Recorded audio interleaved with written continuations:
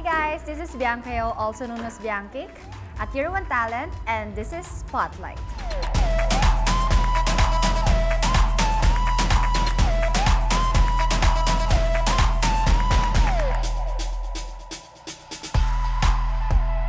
So actually, I started playing Dota when I was 10 years old, and I started playing competitively when I was 13. So, nag-try ako pumasok sa competitive scene nung 13 years old ako, and the rest is history. Nag-start na doon, nagsimula na lahat ng opportunities and all.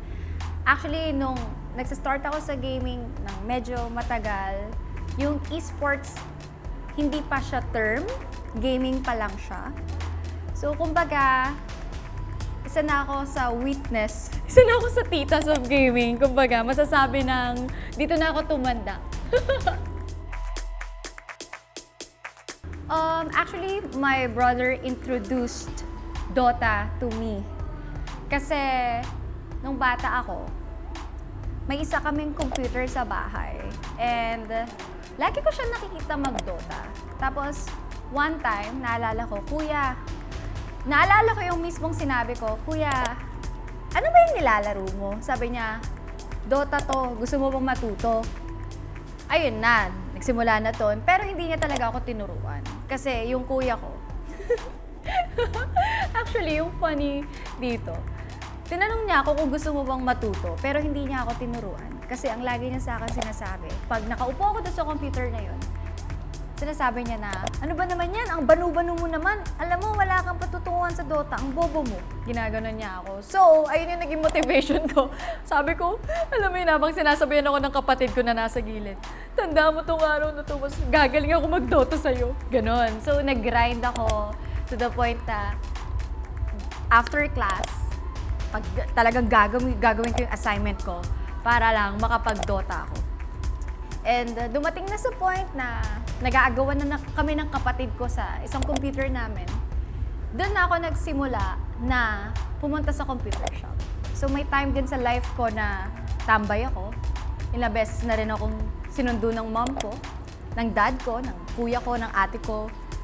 Lahat na ng miyembro ng family namin. Kagaya ng iba dyan na nasigawan na rin. Napahiya na rin na, alam mo yung asa rin ka, pinapauwi ng mama, ganon. Way back, wala pang secured jobs or opportunities sa gaming. Pero ginawa ko lang talaga siya because I really want to play games. Ganon ako competitive. Gusto ko lang talaga maglaro and gusto ko lang sumaya. Kaya, alam niyo yun, doon ko nahanap yung totoong happiness sa paglalaro ng games. Kaya, masasabi ko na hanggang ngayon nasa gaming community pa rin ako, or esports. Kasi, ito talaga yung gusto ko gawin. Gusto ko talagang maglaro ng kahit anong games at talunin yung mga ibang kaibigan ko at asa rin sila habang buhay. What do I like about streaming? Opportunity na makapag-interact with my viewers, with my friends, makahanap ng kalaro. Ano yun eh, I'm just happy kasi pakiramdam ko personally kaya ako tumanggal sa streaming kasi I'm just being myself and sobrang gusto ko yung pakiramdam na tanggap ako ng community ko, ng mga viewers ko kung ano talaga ako. So, na-excite ako humarap sa camera kasi na-inspire ako sa mga taong nag-aantay sa akin, kung meron man, every time na pipindutin ko yung button na yon. And, stars! Dami ko yung pera sa stars. sa stream.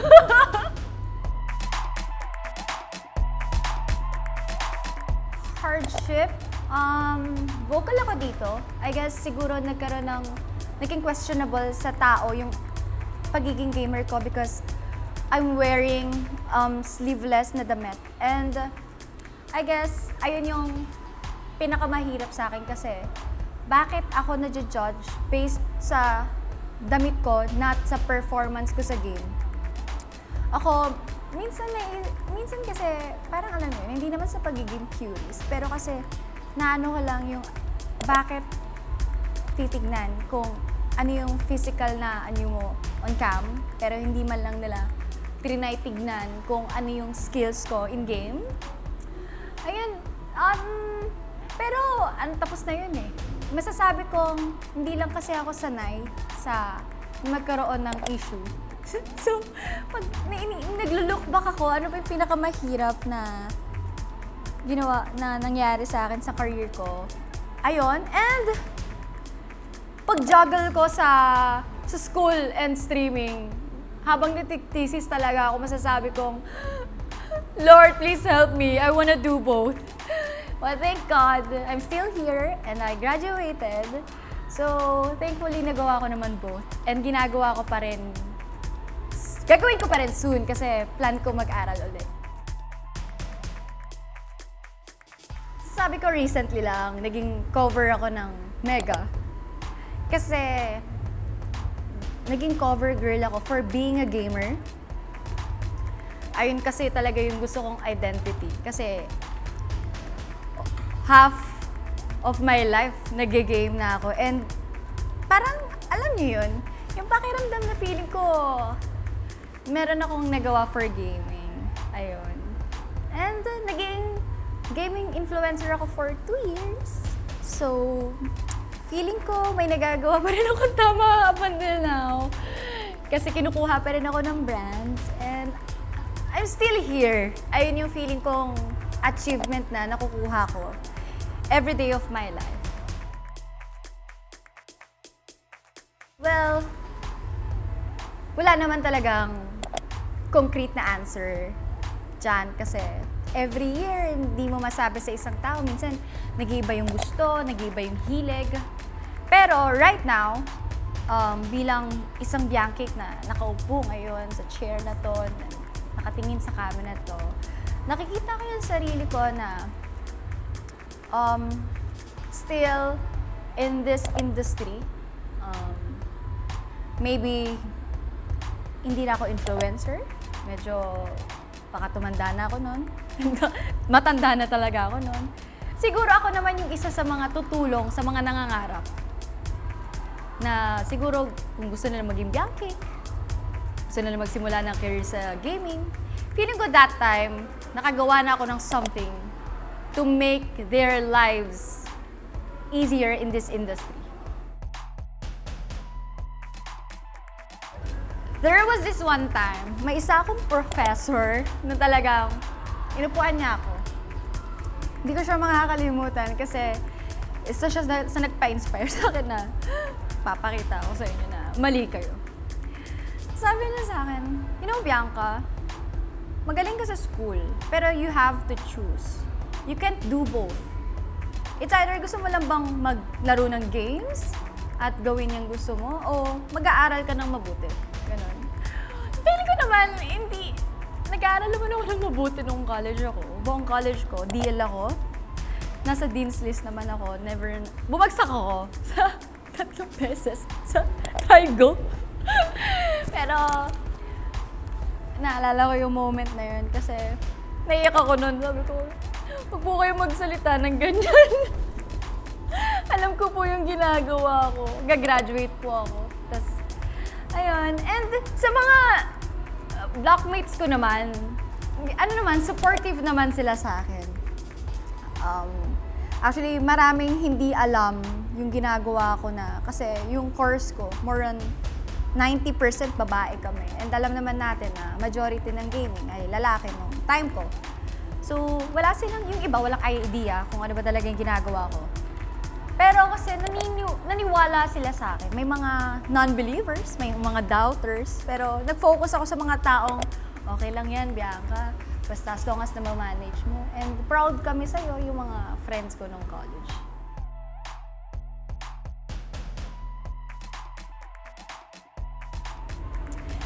Ang favorite experience ko sa gaming career ko, nagkaroon ako ng opportunity to watch the international live nakalipad ako ng iba't ibang bansa para, alam niyo yun, makakita ng live competition, makita yung mga idol kong top players. And thankful ako sa pinaka first endorsement ko nung 15 years old ako. Nung naging MSI ambassadress ako kasi nakita ko yung mukha ko sa iba't ibang lugar. And gusto ko kasi nakikita ko sarili ko sa Gilmore. So, mukha ko ng Gilmore that time. At ayun, nakakuha ko kasi hindi naman kami mayaman. Nakakuha ko ng sobrang lakas na laptop noon na nagamit ko sa school. Hanggang college ako nagamit ko siyang laptop na siya. Na hanggang ngayon nakakip pa rin sa house ko. And ayun yung first na malaking bayad sa akin nung bata ako. Nung nag-first ambassadress ako ng MSI.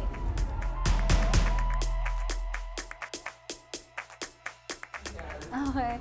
So, a greatest achievement, kung tatanungin ako ngayon, masyado nang, feeling ko, matagal na ako sa industriya. Marami nang masyadong magandang nangyari sa buhay ko.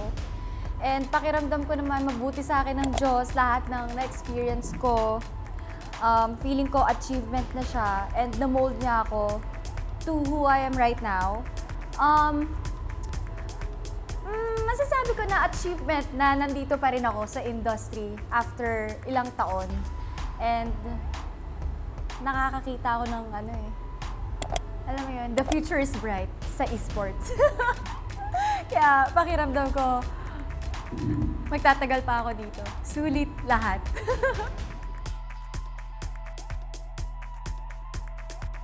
Sa Tier 1 kasi, family kasi kami dito.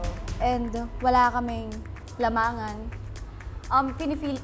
Tinitreat kami dito na equal.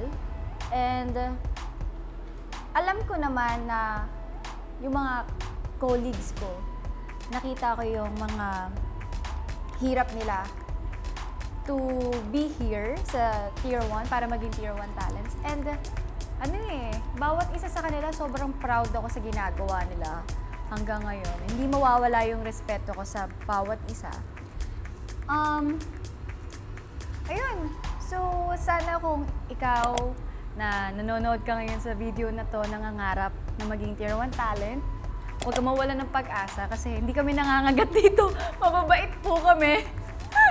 And we'll wait for you. Antayin ka namin. Guys, pwede nyo akong i-follow sa social media accounts ko. You can just search Biancake. Ayan, sa Instagram, sa Twitter, and Facebook. And I stream, hindi ko masabing daily, pero nag-stream ako sa Facebook Gaming. So, Biancake na lang. And ayun, sobrang thank you sa panonood ng video na to. Kung natapos nyo to, type nyo tapos. Ayan, kasi napasalamatan ang Tier 1. Thank you din sa lahat ng mga sumusuporta sa amin. And of course, the 1%. Thank you guys. Ayan. Sobrang thank you guys. And